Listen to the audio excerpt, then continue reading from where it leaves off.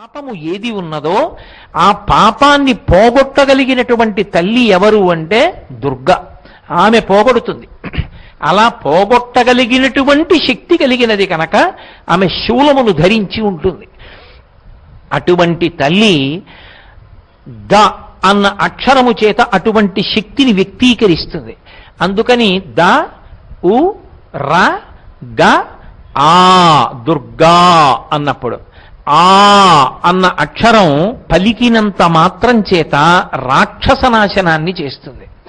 ఇది దైత్యనాశనంతో మొదలుపెట్టి రాక్షసనాశనం చేసి మధ్యలో విఘ్ననాశనం, పాపనాశనం, రోగనాశనం చేయించి మనం సంకల్పించినటువంటి మంచి కార్యక్రమములను చెయ్యడానికి ఈ కాలమునందు అనుగ్రహించగలిగినటువంటి పరదేవతా స్వరూపం ఏది ఉన్నదో దానికే దుర్గా అని పేరు. ఆమె బాహ్యమునందు దుర్గము